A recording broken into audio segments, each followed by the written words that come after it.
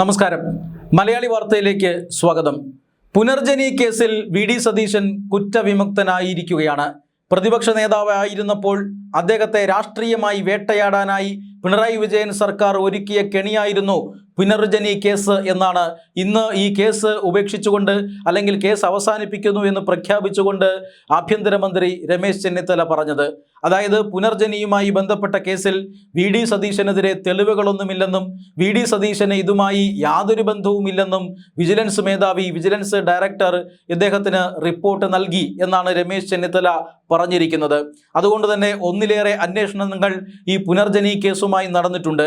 കഴിഞ്ഞ സർക്കാരിൻ്റെ കാലത്തും അന്വേഷണ റിപ്പോർട്ടുകൾ പുറത്തു വന്നിട്ടുണ്ട്.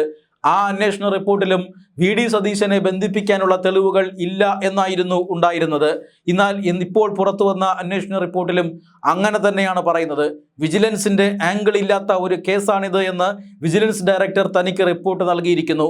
രാഷ്ട്രീയ പ്രേരിതമായിട്ടാണ് അന്നത്തെ പ്രതിപക്ഷ നേതാവ് വി.ഡി. സതീശനെ ഈ കേസിൽ കുടുക്കിയിരിക്കുന്നത്. വി.ഡി. സതീശനെതിരായിട്ടുള്ള വിജിലൻസ് അന്വേഷണം അതുകൊണ്ട് തന്നെ അത്ര രാഷ്ട്രീയ പ്രേരിതമാണ്. അത് ഇനി തുടർന്നു കൊണ്ടുപോകുന്നതിൽ അർത്ഥമില്ല, ആ കേസിന് യാതൊരുവിധ മെരിറ്റുമില്ല എന്ന് കണ്ടെത്തിയതിനെ തുടർന്നാണ് കേസ് റദ്ദാക്കുന്നത് എന്നാണ് ഈ രമേശ് ചെന്നിത്തല ഇപ്പോൾ പറഞ്ഞു വച്ചിരിക്കുന്നത്. എന്തായാലും ആ കേസിൻ്റെ നടപടിക്രമങ്ങൾ അവസാനിപ്പിക്കുന്നു. ഇപ്പോഴത്തെ മുഖ്യമന്ത്രി വി.ഡി. സതീശനെതിരായിട്ടുള്ള നടപടിക്രമങ്ങൾ അവസാനിക്കുന്നു എന്ന് അല്പസമയം മുമ്പാണ് ആഭ്യന്തരമന്ത്രി രമേശ് ചെന്നിത്തല അറിയിച്ചത്. അതേസമയം തന്നെ ഭരണം കിട്ടി 2 മാസം തികയും മുമ്പ് തന്നെ മുഖ്യമന്ത്രി വി.ഡി. സതീശൻ എതിരായിട്ടുള്ള ഒരു കേസിൽ അട്ടിമറിച്ചുകൊണ്ട് കുറ്റവിമുക്തനാവുകയാണ് എന്നാണ് CPM ആരോപിക്കുന്നത്.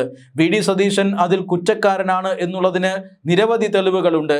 വി.ഡി. സതീശൻ ഈ വിദേശ രാജ്യങ്ങളിൽ പോയി കേരളത്തിൽ ഒരു പാർപ്പിട പദ്ധതിക്ക് വേണ്ടി പുനർജനി എന്ന് പേരിട്ടിരിക്കുന്ന ഒരു NGOയുടെ നേതൃത്വത്തിൽ നടക്കുന്ന പാർപ്പിട പദ്ധതിക്ക് വേണ്ടി ഫണ്ട് സ്വരൂപിക്കാൻ സതീശൻ വിദേശത്ത് പോയെന്നും സതീശൻ്റെ ഇടപെടലുകൾ കാരണം വിദേശത്തു നിന്നും ഫണ്ട് വന്നുവെന്നും എന്നാൽ ആ ഫണ്ട് അട്ടിമറിച്ചു എന്നുമാണ് CPM വിലയിരുത്തുന്നത്. പുനർജനി പദ്ധതി പ്രകാരം ആ പ്രദേശത്ത് വീടുകൾ ലഭിച്ച ആളുകളുടെ വിവരങ്ങൾ പുറത്തുവിടണമെന്നാണ് ഇപ്പോൾ CPM ആവശ്യപ്പെടുന്നത്.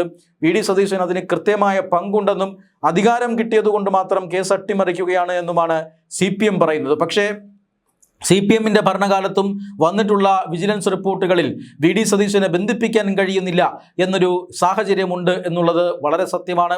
അതുകൊണ്ട് തന്നെ CPMൻ്റെ ആരോപണം ഇവിടെ ദുർബലമാവുകയും ചെയ്യുന്നു. എന്തായാലും പുനർജനി പദ്ധതി പ്രകാരം അല്ലെങ്കിൽ പുനർജനിയിൽ പദ്ധതിയിലൂടെ വി.ഡി. സതീശൻ വിദേശ ഫണ്ട് വാങ്ങുകയും വിദേശ നാണയ വിനിമയ ചട്ടം ലംഘിക്കുകയും ആ ഫണ്ട് അട്ടിമറിച്ചുകൊണ്ട് വകമാറ്റി ചിലവഴിച്ചുകൊണ്ട് പാവങ്ങളെ വഞ്ചിക്കുന്നു. അതോടൊപ്പം തന്നെ വിദേശത്തു നിന്നും സംഭാവന നൽകിയവരെയും വഞ്ചിക്കുന്നു എന്നായിരുന്നു അന്ന് ആ സർക്കാരിൻ്റെ കാലത്ത് എടുത്ത കേസ്.